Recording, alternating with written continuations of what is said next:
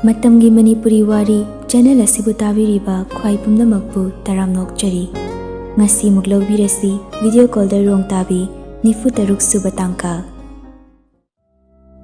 khangkhangudabani jingnaba kaya leirasu mataw asigum tawrakani henjinna thoina khalludabani thaina pakhang leisa oiringai nungainadaba khara leiki haidunabu hausikfau laman khumnaba honarakpa sidi aduki matik fatre afaba wakal khanba ngamdre takpani Pam kibani thaina ibem chase tompokna magi oinabasu kayarak hotna kibani adubu magi apamba dudi hausikfawa fangdana lakpani mukna kibani thaina su ibohalga kayarak ibem chagi haktakta adubu thamoinabu pam kidradi pamdre haibaduni ibem cha amadi ibohalgi nushi marina chetkibana kana amana thadatpa ngamda panthung yaukibani Matamduda tompokna chakna yenghauba adu ngasi phauba muttana leiramba sida ngakpani masu matu macha leirabani adubu khankiba fattaba wakhal adudi nahaunana amuk thengnarakpa sida thainagi wakhal lakpani makoina tawrakliba mawong sida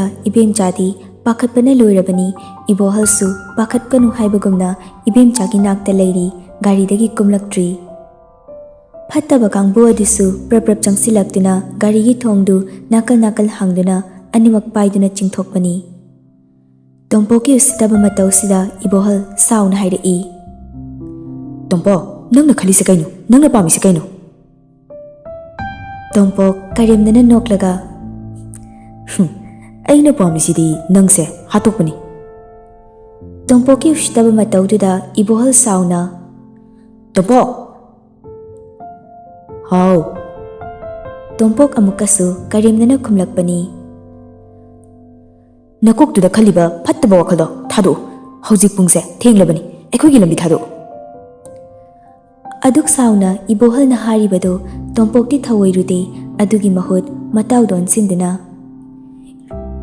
Itawranje mingda kaukibani phawzilakpana hali mitka yengnakre mityengduna khangnakra mali Ibohal na lepliba adugi tungdagisu nupa khara tholaktuna Ranjit kaloinana ibohal bu fazinduna puthokre nakalamada Makut faduna thamliba ibem chadasu natai chadaba thawong chathaba haurai ibem chasu makhoiga muknana nauzarei Moipa Chiklaba amamba lambiduda kanagi michik mirau kholsu tadi supnatangi ibem chagi natana adusu khara lauzaramba machin baladu mensinkre Nupi mana karibu tawba ngamgani makhoi nupa ani ahumga muknabadadi magisu matik natte makhoigi langda thukre nathokpa ngamdre Somdana kamdauri Facebook ki nupa aduga sum text thanarambadagi tumninglaktuna sofa duda taraga ngihak tumthakre chaksu chaba natri phone dudi data off tawhodrabanina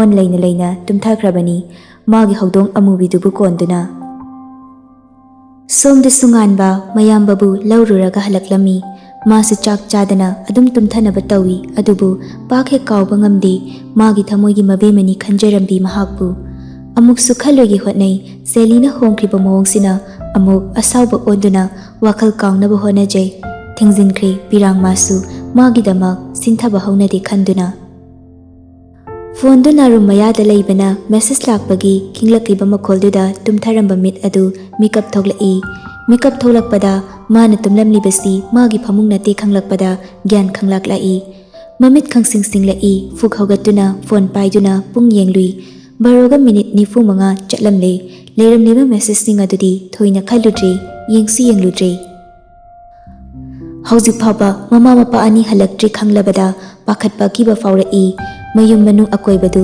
haifet leiduna thungna yengi aduga phone du namduna mama thaba number duda call tawshili adubu switch off hairakle hathu amu papa thaba number da call tawi adusu mama ga chapmanana off hairakle kari tawkrabanu khanduna hena pakhalai ashumna amuktasu mabu mathanta yumsida thanamba numit yaukhidri chatlabasu punna chathokminabani mama mapa anina off leikrabada Karamna tawgani tawfam khanglaktre ahingsida karamna mama hoibu thirugani natraga hospital da adum leikrabara Ngasaidi thenglakadaba leirasu marol hairake hairambani chatkibadagi karigumbi wahai ama faw hairaktabasina karigi ꯊꯦꯡꯖꯤꯜꯂꯛꯂꯕꯅꯤꯅ ꯋꯥꯈꯜꯁꯨ ꯖꯥꯠ ꯈꯜꯂꯛꯏ, ꯅꯨꯡꯉꯥꯏꯇꯕ ꯀꯞꯅꯤꯡꯕꯁꯨ ꯐꯥꯎꯔꯛꯏ꯫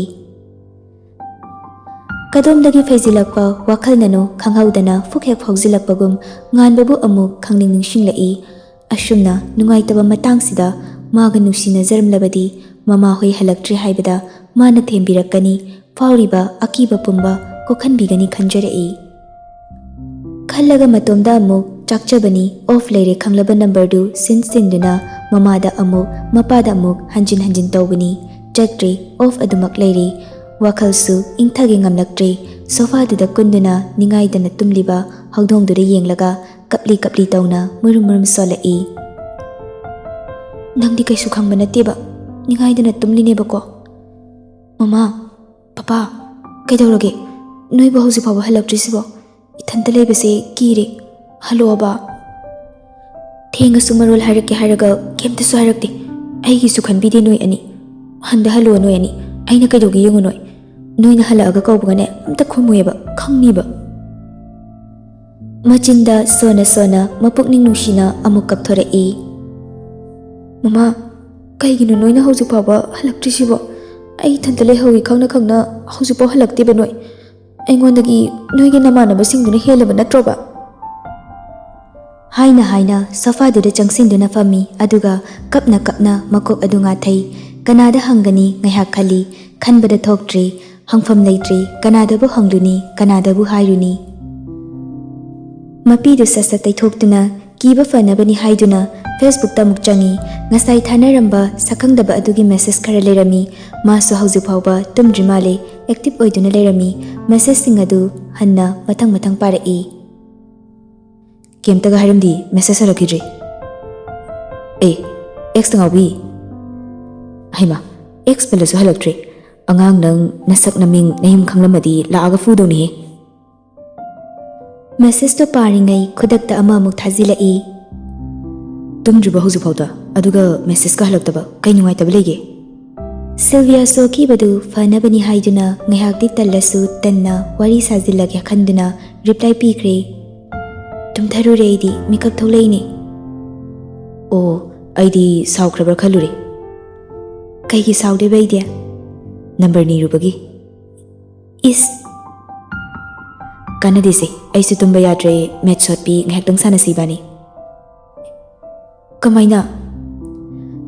2 × 3 = 6꯫ ꯑꯩꯗꯤ ꯃꯦꯠꯁ ꯍꯩꯔꯗ꯭ꯔꯦ ꯌꯦꯡꯉꯨ꯫ ꯁꯤꯗꯤ ꯑꯩꯁꯨ ꯍꯩꯅ꯫ 1ꯗ ꯅꯪꯒꯤ ꯅꯝꯕꯔꯗꯨꯅ into ꯇꯧꯔꯣ, ꯍꯩꯕ꯭ꯔꯥ ꯌꯦꯡꯒꯦ꯫ ꯑꯗꯨ ꯍꯦꯛ ꯍꯩꯔꯕ ꯌꯥꯔꯦ, ꯅꯪ ꯗꯣꯛꯇꯔ ꯑꯣꯏꯕ꯫ ꯁꯛꯈꯪꯗꯕ ꯅꯨꯄꯥꯁꯤꯒꯤ ꯐꯥꯒꯤ ꯄꯨꯕ ꯃꯦꯁꯦꯖꯁꯤꯅ ꯉꯥꯏꯍꯥꯛꯇꯪꯗꯤ ꯈꯨꯗꯤꯡꯃꯛ ꯀꯥꯎꯗꯨꯅ ꯅꯣꯛꯂꯤ꯫ ꯑꯗꯨꯕꯨ ꯊꯪꯅꯕ ꯃꯤꯀꯨꯞꯇ ꯅꯣꯛꯂꯤꯕ ꯑꯗꯨ ꯃꯄꯨꯡ ꯐꯥꯕ ꯉꯝꯗꯦ꯫ ꯃꯃꯥ ꯃꯄꯥ ꯍꯜꯂꯛꯇ꯭ꯔꯤ ꯍꯥꯏꯕ ꯑꯁꯤꯅ ꯋꯥꯈꯜ ꯋꯥꯕ ꯍꯧꯔꯛꯂꯤ꯫ ꯅꯨꯄꯥꯁꯤꯁꯨ ꯌꯥꯝꯅ ꯐꯥꯒꯤ ꯍꯩꯕ ꯃꯤꯑꯣꯏ ꯑꯃ ꯃꯥꯜꯂꯤ꯫ ꯆꯝꯂꯝꯒꯅꯤ ꯃꯁꯛꯁꯨ ꯈꯪꯗꯕ ꯅꯨꯄꯥꯁꯤꯗ ꯋꯥꯔꯤꯕꯅꯤ ꯍꯥꯏꯗꯨꯅ ꯃꯥꯒꯤ ꯑꯋꯥꯕ ꯄꯨꯝꯕꯁꯤ ꯂꯤꯗꯨꯅ ꯈꯪꯍꯟꯈ꯭ꯔꯕꯅꯤ꯫ ꯆꯝꯅ ꯇꯤꯟꯅꯕ ꯀꯩꯁꯨ ꯀꯥꯏꯗꯦ ꯈꯟꯗꯨꯅ ꯅꯝꯕꯔ ꯅꯤꯔꯛꯂꯤꯕ ꯑꯁꯤ ꯄꯤꯈ꯭ꯔꯒꯦ ꯈꯟꯅ ꯃꯥꯒꯤ ꯅꯝꯕꯔꯗꯨ 1ꯗ ꯏꯟꯇꯨ ꯇꯧꯁꯤꯟꯗꯨꯅ ꯃꯦꯁꯦꯖ ꯍꯜꯂꯤ꯫ ꯀꯌꯥ ꯇꯥꯒꯦꯗꯣ ꯅꯁꯥꯅ ꯈꯪꯖꯔꯣ ꯑꯗꯨꯗꯤ꯫ ꯃꯦꯁꯦꯖꯇꯨ ꯌꯦꯡꯈꯤꯕꯒ ꯃꯤꯀꯨꯞ ꯐꯥꯗꯦ ꯑꯟꯅꯣꯟ ꯅꯝꯕꯔ ꯑꯃ ꯀꯣꯜ ꯂꯥꯛꯄ ꯃꯥꯁꯨ ꯆꯤꯡꯅꯩ꯫ ꯅꯨꯄꯥꯗꯨꯕꯨ ꯑꯣꯏꯔꯝꯒꯅꯤ ꯍꯥꯏꯅ ꯄꯥꯏꯁꯤꯔꯥ ꯄꯥꯏꯔꯣꯏꯁꯤꯔꯥ ꯈꯜꯂꯤꯉꯩ ꯀꯣꯜ ꯑꯗꯨ ꯇꯠꯈꯤꯕꯅ ꯍꯥꯟꯈ꯭ꯔꯦ꯫ ꯀꯣꯜꯗꯨ ꯇꯠꯈꯤꯕꯒ ꯑꯃꯨꯛ ꯅꯣꯔꯃꯦꯜ ꯃꯦꯁꯦꯖ ꯑꯃ ꯄꯥꯏꯁꯤꯜꯂꯛꯏ꯫ ꯅꯝꯕꯔ ꯆꯠꯄ꯭ꯔꯥ ꯌꯦꯡꯕꯅꯤ, ꯁꯥꯎ ꯌꯥꯗꯦ, ꯑꯆꯠꯄ ꯅꯝꯕꯔ ꯐꯥꯎꯗꯤ ꯄꯤꯕꯤꯔꯛꯄꯒꯤ ꯒꯨꯗ ꯒꯔꯜ꯫ ꯅꯣꯡꯃ ꯑꯆꯥꯄꯣꯠ ꯂꯩꯕꯤꯒꯦ, ꯊꯦꯡꯉꯦ ꯇꯨꯝꯃꯣ, ꯑꯣꯟꯂꯥꯏꯟ ꯂꯩꯔꯅꯨ꯫ ꯑꯩꯁꯨ ꯇꯨꯝꯃꯒꯦ, ꯍꯌꯦꯡꯅ ꯑꯃꯨꯛ ꯕꯥꯏꯑꯣꯂꯣꯖꯤꯒꯤ ꯄ꯭ꯔꯦꯛꯇꯤꯀꯦꯜ ꯇꯧꯁꯤ꯫ ꯇꯨꯝꯃꯣꯀꯣ, ꯒꯨꯗ ꯅꯥꯏꯠ꯫ ꯃꯦꯁꯦꯖꯇꯤ ꯄꯥꯔꯤ, ꯃꯈꯥ ꯇꯥꯅ ꯔꯤꯄ꯭ꯂꯥꯏꯁꯨ ꯄꯤꯔꯨꯗ꯭ꯔꯤ꯫ ꯃꯃꯥ ꯃꯄꯥ ꯑꯅꯤꯒꯤ ꯋꯥꯈꯜ ꯑꯃꯨꯛ ꯈꯟꯗꯨꯅ ꯅꯨꯡꯉꯥꯏꯇꯕ ꯁꯨꯝ ꯁꯨꯝ ꯍꯦꯟꯖꯤꯜꯂꯛꯏ꯫ ꯇꯨꯝꯊꯒꯦ ꯇꯧꯕꯁꯨ ꯇꯨꯝꯊꯕ ꯉꯝꯗ꯭ꯔꯤ꯫ ꯑꯁꯨꯝꯅ ꯍꯥꯏꯅ ꯍꯥꯏꯅ ꯅꯣꯡꯉꯥꯜꯂꯛꯂꯤ꯫ ꯑꯍꯤꯡ ꯇꯨꯝꯗꯕꯒꯤ ꯆꯣꯛꯊꯔꯕ ꯃꯤꯠ ꯑꯗꯨ ꯅꯣꯡꯉꯥꯜꯂꯛꯄꯗꯨꯗ ꯒꯤꯠ ꯅꯝꯁꯤꯟꯗꯨꯅ ꯇꯨꯝꯊꯈ꯭ꯔꯤ꯫ ꯅꯨꯡꯉꯥꯏꯅ ꯇꯨꯝꯊꯔꯤꯉꯩ ꯇꯟꯖꯥꯗꯨꯗ ꯐꯣꯟꯒꯤ ꯔꯤꯡꯁꯨ ꯈꯤꯡꯂꯛꯏ꯫ ꯈꯪꯄ꯭ꯔꯦꯛ ꯈꯪꯅ ꯃꯤꯀꯞ ꯊꯣꯛꯂꯛꯏ꯫ ꯀꯅꯥꯅꯣ ꯍꯥꯏꯅ ꯌꯦꯡꯂꯨꯏ꯫ ꯂꯩꯀꯥꯏ ꯏꯅꯝꯃ ꯊꯥꯕ ꯅꯝꯕꯔꯗꯨ ꯑꯣꯏꯔꯝꯃꯤ꯫ ꯀꯩꯒꯤꯅꯣ ꯈꯟꯅ ꯇꯞꯅ ꯇꯟꯅ ꯇꯨꯝꯅꯤꯡꯕꯒꯤ ꯃꯁꯥꯗꯨ ꯏꯇꯟ ꯇꯟꯅ ꯄꯥꯏꯈꯠꯂꯤ꯫ ꯍꯜꯂꯣ, ꯅꯪ ꯀꯗꯥꯏꯗ ꯂꯩꯒꯦ? ꯈꯣꯟꯖꯦꯜ ꯍꯧꯅ ꯄꯥꯈꯠꯅ ꯐꯤꯡꯅ ꯍꯥꯏꯔꯛꯄꯅꯤ꯫ ꯌꯨꯝꯗ ꯂꯩꯁꯤꯗꯤ ꯑꯩꯗꯤ꯫ ꯀꯀꯥꯒꯤ ꯏꯗꯣꯝꯆꯥꯒꯗꯤ? ꯍꯜꯂꯛꯇ꯭ꯔꯤ꯫ ꯌꯥꯝ ꯊꯨꯅ ꯊꯣꯛꯂꯛꯑꯣ, ꯒꯦꯠꯁꯦ ꯑꯝꯇ ꯍꯥꯡꯉꯨ ꯂꯥꯎ꯫ Nupiduna ifing fingna hairakpaduda Sylvia su hatu gate lomda chenthorei aduga gate tu sat hanglai. Nupidu miyoi kharaga gate ta leptuna leirami. Sylvia di ingak na hangi. Kai leirage ayuk sidainama. Sylvia na ayuk haizabagi wani pungdi mapan helabani mana ihing tumdana nongalaga tumtharuba duda ngaliboi khanbani. Lao hospital sasi. Wahai si hairaga Sylvia gi khudang paiduna jingduna pubani. Lekai dugi miyai challabi mau ama niga nupa ama niga su yauri. Karino khanna inganga e. Khamduna leiriba ven manaktu yaushilakpada mauduna hairai. Karo. Sylvia hauziksu adum ngakli gyan tadri ma aduna hairai. Kai nui nama nui torishibo. Ay yumna mi kanamsu lehobana tiye kadai sa chaino. Makoina lakminariba ahal nupa amana muk hairai. Bima karo hospital dani yauraga khangani kada karo. Karino khangdabanina masu ven manungda pakna kaw haibiyadi adubu mawaduna wangangda nungsina yengduna karo haina ingit pirei. Sylvia chingnaba sumsum poglai adubu karigino haibasidi ma sungkhang khangba ngamde laiba makhoigi maithongsingdu munna amamamta oina yengaga ngakna kakhatkre. Makoisu mari karaktuna famle makoi tongle khangbaga gari dusu khara yangna thaure. Gari da tongminariba misingdu wa amata ngangnade makhoigi maithongsingda nungaitabagi mami amadi taba uri adubu thoini hena khalludre. Manakta famlibi maudugi phone lai mamaidu leithokduna tapna wari sanaki tawriba mawngsing asi Sylvia adumak ngakna yengduna lei. Phone du thamkibaga mau aduna van driver duda asumna haiki. Tada yumlumdoina halasi. Puriyana haibro. Mawadi satapna kumlai. Hoi. Hoi haiba wahaiduda loina gyan tanaraba mali hana nungairamdaba changdagi hena nungaitaba mawang ulai. Sylvia dasu loina yengnarai mamit singdusu mapi ira cheli. Asumna gari mamai leiduna yumlomda oina lakli. Ngaihaki matungda Sylvia gi yum yaushilai. Gate adu launa hangduna leirami. Adubu thaujindri mataida khamlai. Tongliba misingsu mathang kumduna tingthaba haurai. Aduga changnaki Sylvia hauzik phawba adum ngakli karino haiba gyan taba sungam ngamdri. Mauduna mabusu makhut samduna garidagi kuminarai aduga tapli changminarai. Sylvia ubadana heli leiramliba misingna tingtharakpa ase hauna kablai. Bohal karino nangna tawribasibo nachanupina taraga karino khandawribasibo. Karino wahai kaya ama haiduna magi tengthanarai. Sylvia kaisu haide kaisu khangde haujiksu adum ngakli mittuna leiduna yengli. Mangolgi floor mathaktana nupi khara koishinduna kapsu kapli. Migumba seba tawba mali mawongdo sumangi mamanglom thangba domdana mi ama hippagi mawongda lafuna mon khangduna lafu manada hifalli angauba fina sukupli. Ahal nupa kharana mitmangduda yamna thubagi mawongda chenthok chensin sudawnari. Tapna ngakna nakit yenglaga lakpana mangolgi stair du karakli. Sylvia ubada leiramba taisingdu khara chathoi makhoina chathokhrabadadi ure haujikti. Mamai mamit khara sokna ibemcha taduna ni leiriba leiramliba nupi singdusu ibemcha na hiplibadugi makok mayada khara nakalda khara na mayaida ibemcha hipli langketnasu masa adu phaijup supli. Karino khanna sora muktang sangna hondoi aduga tapna mamagi manakta changsili sumangda lehoriba adudi thoina khalludri mamagi saktam ubada warona kaptuna oinana hairai. Mama ai thamda lehawi khangna noina hinghalakdrineba aingondagi miduna helineba. Gyan tada hiplibi mamagi masak yengna kapna amuksu hairai. Papana kadai lehoraba aduga mangol sida mamana tumlisina kaige.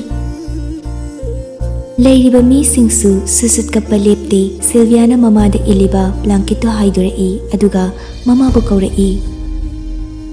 Mama, Mama.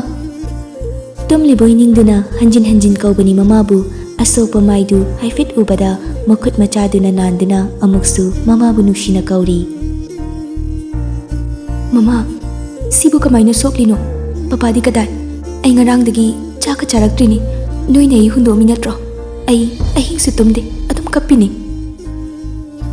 Mikup kharasida mana mamabu kauduna hairiba singse tamalaktabaduda leiriba manaki nupisingduda onsinduna hanglai.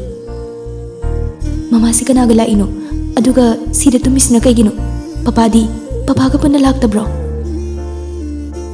Wahangdugi paukum oina hikna kanna kablai. Mityeng dusu sumanglomda thamlai. Sylvia chingnaba mityengna taru na yengli karigidamakno haibase ma gyan tajadribani hauzik phauba adubu mitmangda uriba mayamsina wahang kaya amuk hangnaba maram oibani. Tauriba mawong singsina masu gyan sumsum tarakle kanano sumangda hiplibase khangninglakle karino tauriba mayamsi khali ngaihaki mamangda mana tumluraga haugatlaklaga thoglakpadadi asigumbasi lehaudabani misu tilhaudabani. Ngaihaksida tauramliba mayamsina ngakhanbani mabu leiriba misingsu amuktang sinba thungna yengbani leiriba nupa mayam maraktuda mapabu yaubra haina mangak adu chepthaduna muk yengi aduga muk jingnana fuk haugatli. Khong yangna thangai stairdo kumthaduna sumang adu tamna khongkap launa thangi. Sylvia gi matungda mauna ha adusu inarakli yangna thanglakpa khong adu yauningliba mafumdu yorakli panthadi famthaduna kupliba fi adu haidorai. Sylvia gi matungda mauna ha adusu inarakli yangna thanglakpa khong adu yauningliba mafam adu yorakli panthadi famthaduna kupliba fi adu haidorai. Oiramliba sakfam asi ubada masa sinba thungna amuktada tu chap yungki. Masa adu thak ninglai malem leithak lekha krak chingsilakpagum machinbal ani lengna maya krak chiglai ningkhairakli nongdoldagi brazili singlaising kokthak taraklabagumna fawheli fortune kre chinbal ani su ngangthokpa ngamhandri haidarakli pirangi mahut I oina mitlu anida. Sylvia tanikpa khonjelda Papa kaino noi ningonda uliba matawsibo. Mitmangda uriba mapagi saktam sibu mapani haiba thajaba ngamdi ngarangi chatlamdagi mikupta nungsini yenglamba mityeng adu urai. Mitmangda mama mapa anima punna gari thauduna chatkiba dusu uraiemu. Chatkiba dutani uba halaktri hauzik phawba haiba wakalasi magi kokta khatli. Mitmangda uriba sidi sasinabani haina thajaba ngamdi. Halaktri, aigi papa halaktri. Nangdi, aigi papa nate. Aigi papa di, adumaina kashu tawro. Nate nang aigi papa nate. Haina sintharakli mitki pisu aduga muksa hairai. Papa, kaigino papa nu sumaina tawrishibo. Hairaga wawa kapthorai hauzikti masu gyan tarakla mali tawriba pumbase mayek sengna khanglakla mali makhol achoba thadoktuna hikna kappa horakli. Papa, nangbu nganna halakani hairamdaine. Aibu tumdana ngairamu chaksu thonglamganu. Ai wani na hairamdaine. Aduga aina ithanta kina papa hoi halakpa ngairaga laksu lakte. Ngaihaktang tumuraga aina mikap thoglakpadasu papa hoi dila amde. Aina tumdana su ngairaga lakte. Chaksu chade. Aduga laksu lakte noina. Ngarang aidi noida saurini ai ithanta thanambagi. Noi halaklaga saudoini noina kauba khumloi haina. Aduga aina kauba oina khumde noina. Papa, haugalu. Aingona saubro. Ai lairik heitabagi papa na saubro. Papa, ai handaktagidi papa hoina haiba loina illagi. Se, haugalu. Mapi adu amu teithok na. Papa, ai lairik padabagi papa hoina saubado. Adugi ngasi aida laban khumliro. Se, haugalu papa. Ai lale. Ai papa hoina haiba illagi. Aina papa hoida yamna wahan krabro. Papa, haugalu. Ai lale hairishidi. Haugalu papa. Pa, ai busu sakhan biranu. Kaino, Papa na tawushibo. Papa, ay mo chakhanbirano. Kapna kapna amuk mamagi manaklomda jensinduna leplaga khonjel hauna hairei. Mama, noi nei gona sanarira. Yam thuna hogalo. Tumsinduna leiranu. Papa se yam thuna hodoklaga bema haina kaholo. Hogalo mama. Mikup khara hainingli bawadu ngangthokpa ngamda chapleptuna masa adu tanik-tanikna hihiklauna lei. Mama, nanga papa gana karigino aigona wabirisibo. Aige wabse koknaba. Ma, nang hogatlo. Aduga papa se amta hogdoo. Noina sumaina aigona wahandu oiragadi ai noina haibe ilage. Aina mama hoida chakhanba mayamdo ai lale. Ay lale mama. Mapagi manakta amuk chelakduna famlai kappagi siraba khonjalduna siri wahai khara samuk hairi. Mama su kauba khumde, papa nak su kauba khumde. Ay gidi mama ga papa ga natana kana su laite haiba noi su khangline. Khangna noi na tawrisi kaino. Ay kanada oina toino. Papa nang aingonda bema haina kauraroidro. Aigona kanana bem kaubidoino. Papa, ai ngakpire hayo. Hayo papa. Papa na tumina leirido. Aigona sauri natra. Se, papa, please, hogalo. Ai bo shuknuksina luna harauna awaba machet amatta ohanda thamlambadi asi yona khangba ngamloidaba machak se piramnabaro. Nate, nangai papa nate. Ai papa oiragadi ngasai na ibu bem haina koraklani. Nang aige papa nate.